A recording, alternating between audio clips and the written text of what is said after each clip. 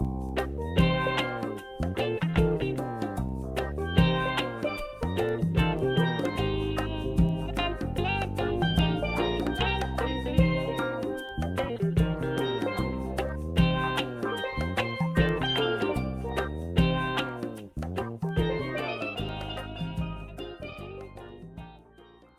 back to Restaurant Food Fast, everybody.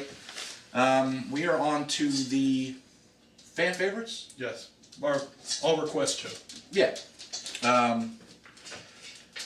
So today we're going to do jambalaya. This is another great recipe that has about 8 billion variations on it, so you kind of make it the way you want it. This one's going to have just a variety of things in it. It's going to have, I've got some cubed up chickens. Just took 2 chicken breasts. They're like 2-ounce breasts, so it's, you know, half a pound of chicken. That he's going to throw on the floor.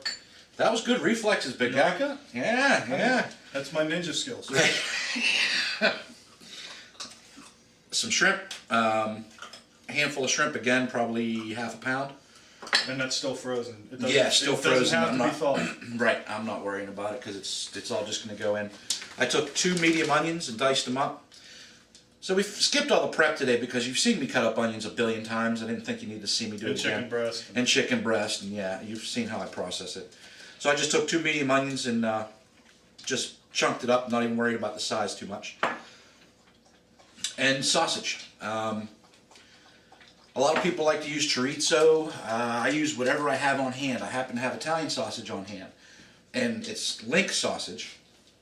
So all you have to do is take the link, cut the skin, so you have a seam, and then you pull the skin off. You do that well. I knew there was going to be some sort of comment on this. Why would there be? Because you're a jack. I'll do what I can. And there you go. You take the casing off, get rid of that, and then all I do is toss this up. Because this is going to be part of the fat. When you do a, I can't even think straight today. Another hungover day. Rice. Go figure. Different way to do rice. You have a pilaf style. Pilaf style rice is coating the rice with fat first. So you basically put fat in the pan, whatever seasonings you want, and you kind of cook off the rice in that fat. Instead of water. Yeah, instead of a normal rice where you just put rice in water and cook it. This you put it in fat first. Get all the rice coated with fat, then you add your liquid to it. And that's what a pilaf is made from. So I'm going to use this and render this down with the onions to get the fat out of here so it seasons the rice. The only thing I don't have that traditionally they put into jambalaya is green pepper. I don't have any green peppers today. So we just aren't putting them in. That's all there is to that. What else? Oh, you can put all that stuff in. Yeah, anything you want. This is like a gumbo. It's a pot stew, basically, from Creole cooking. And there are so many different variations of it, so many different recipes. You do what you like. So the other things I'm going to be using today are I used part of my liquid. So when you do rice, if you're going to do 2 cups of rice, you double the amount of liquid. So what I did was took a cup of the liquid and used crushed tomatoes for it. And then I took the rest. Let me wait to speak till I'm facing you again. Then I took the rest of it and made a chicken broth. So this is basically 1 cup of tomato product and 3 cups of chicken broth. So that's going to go in a little later. Garlic, of course, and then seasonings. I'm just going to put in some standard Cajun seasoning I have, and then I'm going to spice it up with a little more cayenne. And that's pretty much it. It's a real simple recipe. And it's more ingredients than it is really recipe itself, because really once you get all your ingredients, put them to heat. There's no... If you saw the paella, it's basically the same recipe as a paella, different seasonings. It all stems from, it all comes from the same area. I'm going to turn this on so I can get some heat to it. We had a viewer from where was she from? What am I looking for? Oil. Oil. There's some. We had one of our viewers send in a request for us to make this. This, like I said, or like Chuck said earlier, this is our all request month of shows, and the name escapes me at this moment. Who asked for this? I can't remember either. So, but we are doing it. So that's the important thing. Right. So we are doing it, And I'm really just trying to avoid doing the pie since I'm not a pastry person. I'm not very good at the pies, so I know we have one out there for an apple pie. I'm just gonna have to dig deep and suck it up. Suck it up. I mean, I did go through pastry courses, but it was never my strong suit. I can do it. I mean, I make them fairly well, but it wasn't something I liked to do, so I tried to steer away from it. But I will do one. It will be taxing on me, but I will do it. Good for you. That's a pie crust, man. The pie crust just kills me. I've never gotten the hang of making a good pie crust. My daughter, the pastry chef, harasses me all the time because my pie crust ends up tasting like leather. And I'm looking forward to that show. Shut up, Ford. All right, that's warm. All right, I guess we're going to be moving to the stove now to put the ingredients in. Yeah, I'm going to start dumping stuff and sauteing stuff. There goes anjon and sausage.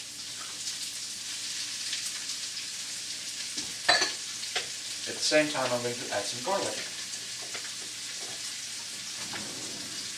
Now, do you add all your spices now, or just going to be the garlic? Just the garlic. Tablespoon or so.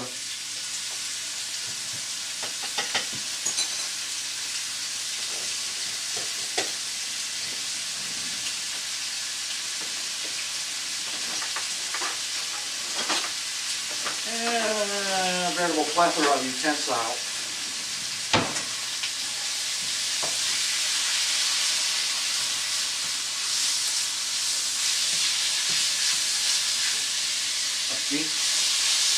So basically with this, I'm just taking the sausage product and I'm rendering it down with the garlic and the onion. I want to get the fat out of this sausage. I'm not worried about it overcooking. I'm not adding the chicken or the shrimp yet because they cook so fast that if you put them in now, you'll have them completely overdone. So I'm just going to saute this all together and then add the rice to this, coat it with the fat. And then halfway through the process, I'll add the stuff that cooks very quickly. Yep.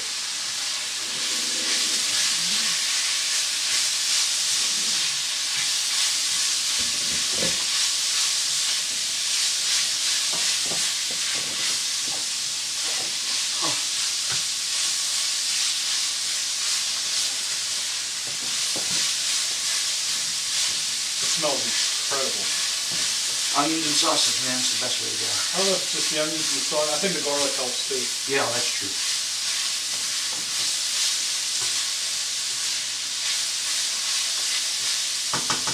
As this cooks down, it's going to release more and more fat into it. So at this point,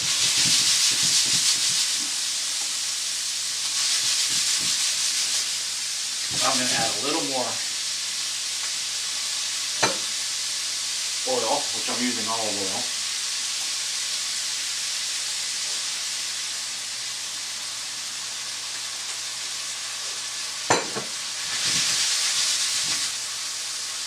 And I'm going to seal this and add some rice.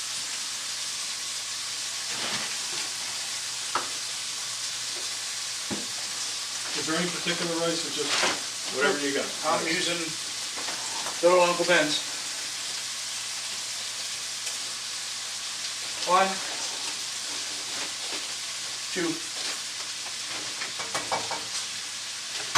And what did you say that ratio was again? It's usually 2 to 1. It's for rices. I use a 2 to 1 ratio. So for every 2 cups of rice, you put in 1 cup of liquid.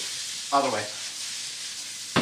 For every 1 cup of rice, you put in 2 cups of liquid. Okay. So you see how the rice has soaked up the fat? And it's clear, it's kind of translucent color.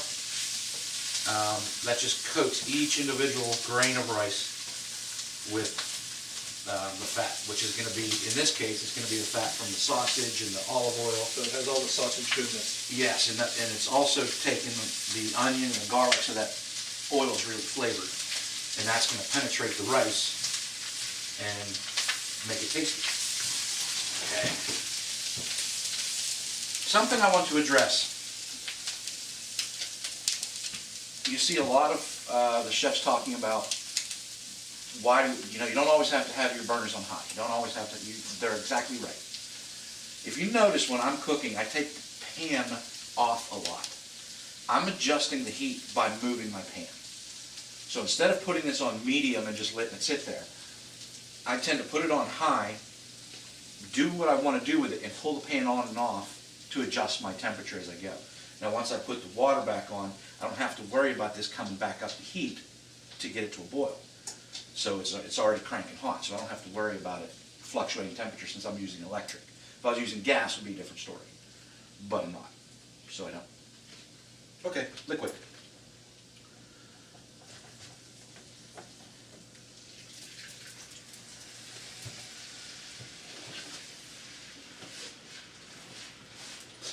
So you kind of you kind of feed that in slowly. You don't just take the whole. Actually, the reason I did that is because I want to deglaze this pan a little bit. So I put in a little bit to pull everything off the bottom so there's nothing stuck. Now when it's nice and smooth like that, I can add more liquid.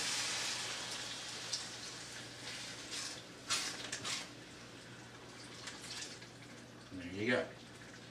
There's all your liquid.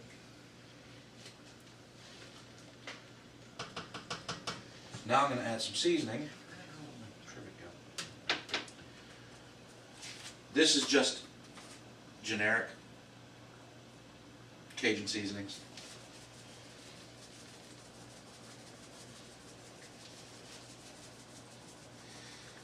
And I'm dumping in, I guess, about 2 teaspoons of this. And that's where you're going to get your heat from? Or from? It's going to get the heat and it's going to give you that flavor that you associate with Creole. There's some spices that they use a lot, like if you're making, we're discussing gumbos, if we're going to make gumbos. This is cayenne pepper. That's where you're going to get That's where I'm going to get my heat. So it just depends on how much heat you want as to how much of this you put in. I'm putting in about half a teaspoon to a teaspoon.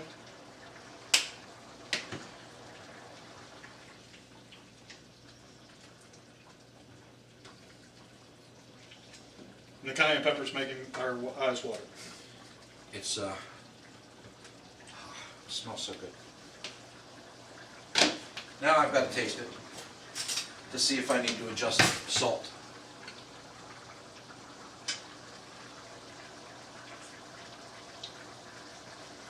No. That would be perfect. Okay, now as hard as that, Pepper. as hard as that's boiling right now, Uh-huh. do you want it to like reduce? I mean, is that why you're boiling it so hard?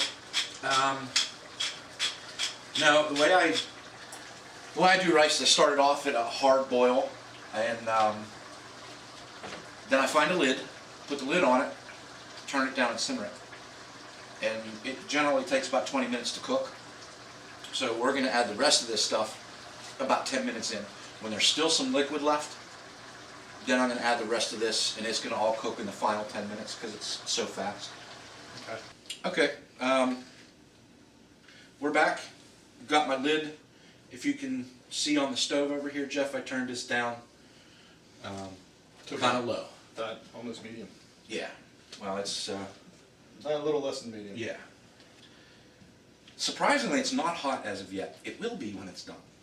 I also I don't want to do too much with the heat, because if you do too much with the heat at the beginning, it's going to be really hot. So start it off low. You can always add stuff if you want it. But now I'm just going to let this simmer. I'm going to check it every couple of minutes. For some reason, out of all the things that I cook, rice makes me the most nervous. I have more problems with getting my rice stuck and not having it come out right. So I tend to fuss with it too much.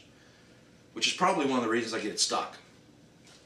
But I always go in and make sure I stir it up and hit it off the bottom. You're really not supposed to. But out of all the things in the world that I make, rice seems to give me the most issues. So That's why we do very few recipes. I tend to with fuss rice. with the rice a little more. That's why I like pilaf. Because pilaf, once that rice gets coated with oil, it doesn't stick as much. I don't have to worry about it as much. A straight rice, like, you know, Jeff cooks straight rice all the time, perfect every time. Not me. I end up having to scrub a pan with a pickaxe to get the rice off the bottom of it because I always get it stuck. But so that's pretty much it for now. We can take a break here while this is cooking down until we have to throw the rest of this in. Yes. All right, checked it again because like I say, I'm very nervous about it, and it's about time to add the rest of your ingredients. So I'm going to dump in the chicken and the shrimp. You could actually dump this in first and then wait a few minutes and dump this in, but I'm not going to because this cooks much quicker. Well, would you take the tails off, or No. it doesn't matter? I wouldn't, just because I don't want to. All right. You could, if you want to be really nice to your guests.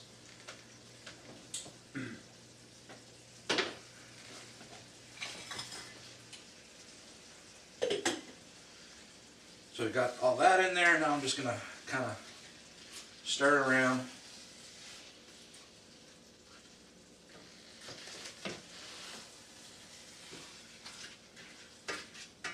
And it still has a lot of that, the liquid's being completely absorbed by now. It still has, I'd say about, I don't know, 8-9 minutes left, it's slightly under half. So as this finishes up, I just turned it way down now. So it's almost on low, just to simmer. Then I'm going to let the rice absorb the rest of that, and while it's doing that, it's going to cook the chicken and the shrimp. Alright, so going along with how recipes fall into each other, if you remember when we did the paella, this is very, very similar. It's, again, the seasonings make the difference. The stages we put everything in, it's exactly the same. So if you've done the paella, you can do a gumbo just as easily. If you notice, everything looks the same. What is the difference between a gumbo and a jambalaya? Jambalaya is dry. It's a dry rice, whereas a gumbo is actually a stew that you put over rice. So when you make a gumbo, you basically take the trinity, which is what is their trinity? Onion, celery, and bell pepper, and you saute that with oil. Then you cover it with flour. You make a roux. Then you add your stock, and you make and you add gumbo filet, which is basically a joint spices, sassafras, and some other stuff, and it makes a gumbo, which is southern Creole stew almost. And you let that cook off. You put again whatever you want in it, and then you put that over top of rice, whereas this is a rice dish. Okay. So we might do a gumbo sometime. Maybe we'll do maybe that could be our June thing, is just have a Cajun month. Yeah, Cajun. Or we'll visit some of the American cuisine. So we can do a Cajun, Southwest, New England. That would be fun. We could do that. Okay, Now you I'm see going how to get a fuss with the rice again. Now you see how we come up with show ideas. Pretty much. If you guys don't contact us, we come up with our own, and that's Well, this where is it gets actually a scary. good one because it does lead you into a lot of different things. Because all these, you have to remember that most recipes that you see, anything from coq au vin to this, is done because somebody either wanted to eat quickly, or they had to go work in a field, so they put everything into a pot and left it. Just coq au vin is basically you start the morning, you brown off the chicken real good, you throw it in a pot, and you let it cook while you're out in the field doing work. It's peasant dishes, and they become the classics because that's what everybody wants to eat. So that's what this is. It's just something they threw into a pot, they had leftovers, and that's what you do. Cool. So I'm going to go fuss with it again because I worry about rice. I worry about it sticking. Yay. Okay, and I'll take this chance. We still got some slots open for the rest of this month. One. Well, we got a slot open now for this month. So somebody shoot us an email, a comment, hit us on Twitter, whatever. Tell us what you want us to make for that one slot. We can't give anything away yet because Chuck refuses to write Restaurant Food Fast on pencils.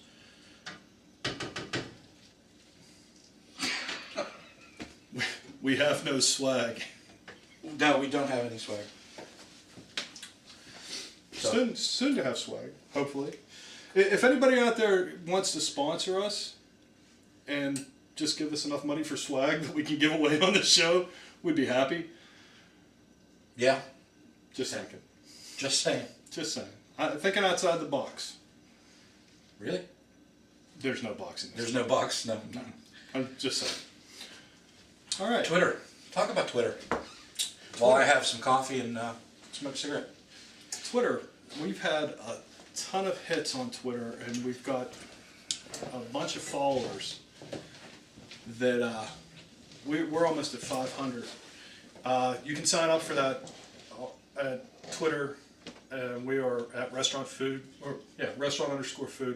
If you go to our site, restaurantfoodfast.com, there's a on the right hand side you can sign up to follow us on Twitter. You can sign up for the feed, and basically what that'll do is that'll send you an email every week when we release the show, so you can go get it, or you can sign up for us on iTunes. We're in the iTunes store. So I finally started trying to do some things with Twitter, and it was like 2:30, 3 o'clock in the morning, and I see someone post, and this is how much I don't know about Twitter. I see someone post about lunch, and I'm like, wow, that's cool. I'm not the only person who's thinking about food at this hour of the morning. Well, she's in Kuala Lumpur. It's lunchtime there. maybe that's why. Well, you're thinking about lunch at noon or at midnight. Yeah, well, 2:30 in the morning. Food Techie on Twitter. So I went and took a look at her blog. She blogs in Malaysia about food and about the different things over there, and it's a really cool site. And then she's like, "Oh, have you seen? By the way, have you seen? This is why you were fat." No, I wasn't sure if I should be affronted or not. And I'm like, she's really nice. Now let me see what this is. We went and maybe she saw your picture. Shut up. I went and looked at this is why you were fat, and it's basically food porn. It's so cool. It is. People send in pictures of the dishes they make, and some of these things look so incredibly good. And I can see why she was like, "Oh, you got to go look at this," because some of the stuff that people are sending in to show what they've cooked, they're just like, 2:30 in the morning. I'm ready for bed. Going, I want to eat this and that and this and that and that and this and this. Check it out. It's snack time. Yeah. But yeah, it was pretty neat. And I'm looking because I actually looked at what time the tweet came in. Well, stupid me, I didn't realize that the time the tweet comes in is my time, not her time. Yeah. So I'm like, ooh, that's right. Because it does a conversion. That whole internet thing, it's like all over the world, huh? Yeah, you'd be amazed. It's just strange, isn't it? But yeah, it was really neat because you get to see what, her perfect Malay lunch was. And she goes and, if you look at her blog, she tells you this is, the foods that I'm getting, this is what I'm looking for. And it's real cool because it's evidently there's a lot of Western influence there too.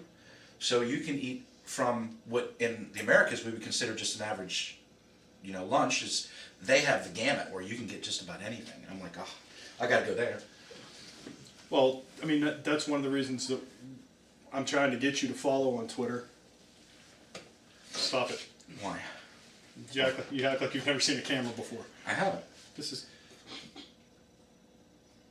Say goodnight, Gracie. Good night, Gracie. But this is the reason I'm trying to get Chuck more into Twitter, because there is really cool stuff going on, and we've gotten so many followers, and like I said, a lot of the followers are restaurant people. Chefs are following us, different food industries, wine industries, and we really dig it. So I'm trying to get him to do more of the communication for Restaurant Food Fast. But I actually got I got TweetDeck, like you said. Yeah. And it makes it a lot easier. TweetDeck is very cool. If you're going to use Twitter, use TweetDeck. Callie Lewis from Geek Brief just put up a post last week explaining how to set TweetDeck up, which was really cool. And there was another one, and I'm upset because I don't use the laptop for my tweets. It's my desktop, and I can't. It's Pig. I forget who he is. One of our followers. I put out just a general tweet. I was like, I'm wondering how this economy is hitting restaurants and restaurant owners. And he sent me a link back to a Boston restaurant, high-end place. It's, look gorgeous, kind of like a old boys club type thing, where they're having to shut down their lunch hours because of the way the economy's hitting everybody. And it was actually quite a well-written piece about the way the economy is actually hitting. And they actually, can I say actually again? They put up on their door. Why not? Shut up.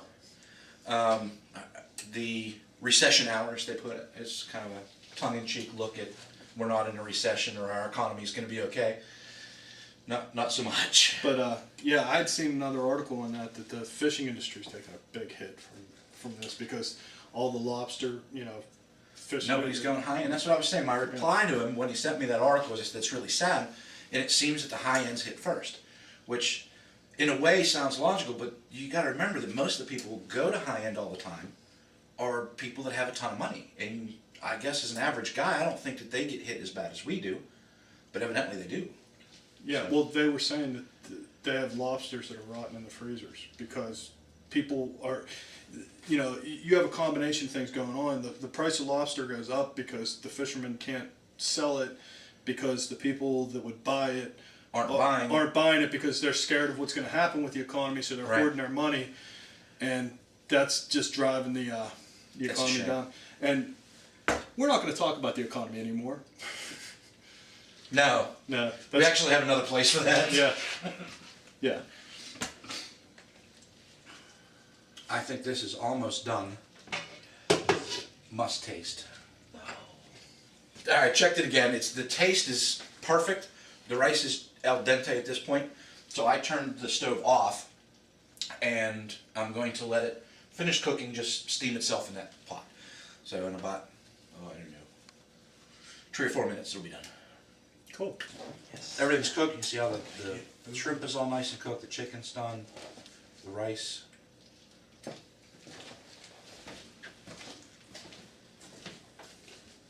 Yes. Yes. Plate up. Behind you. Squirrel. Squirrel has bought pretty plates. She got tired of us scrambling for plates. Shouldn't you have something that you present on? Yeah, we use the same plates every week. So I'm making a mess out of this. Yeah, I see that.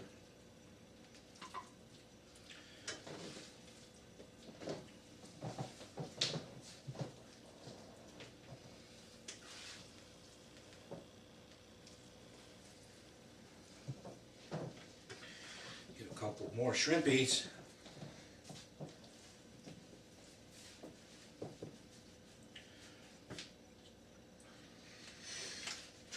Basically, that's it. I'm going to top it with my favorite, chives.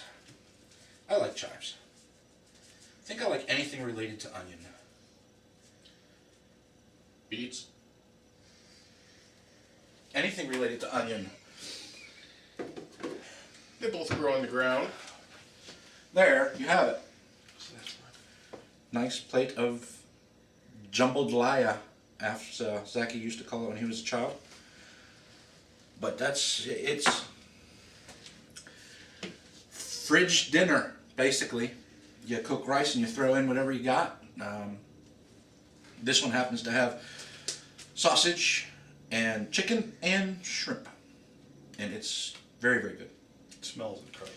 It's actually, I couldn't have hoped for better. So that's pretty much it for this dish. That's a wrap on that one. Yep. Coming back next week, we're going to do something.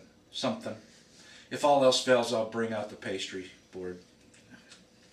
Try and make a pie crust that doesn't taste like shoe leather. I know how to do it, I just never can. Like it matters. Zach's going to eat the thing anyway. Well, yeah, that's true. He just uses it as a plate, sucks off all the internal, and throws the crust away. The Wookiee. But Get shot the Wookiee. Get shot the Wookiee. I'm telling you. must have Wookiee. He's not paying any attention, man. The Wookiee does not like pie crust. There you go. That's the Wookiee. That's who devours all these meals once we cook them. That's why I have to cook so much. Pretty much. That's it. All right. So, as we finish every show, don't forget you can hit us up on Twitter, or Yes. hit him up on Twitter. Restaurant_food You can send us an email. at restaurantfoodfast@gmail.com. You can hit us up on the website, leave comments. Yeah, that's restaurantfoodfast.com. And on restaurantfoodfast.com, you can also sign up for the distribution list. You can follow us on Twitter. There's shortcuts for all that stuff. Yep. And that's pretty much all we have. Yes. So, until next week, It's I'm restaurant Ward. food. I'm Chuck. It's Restaurant Food Fast. We're out!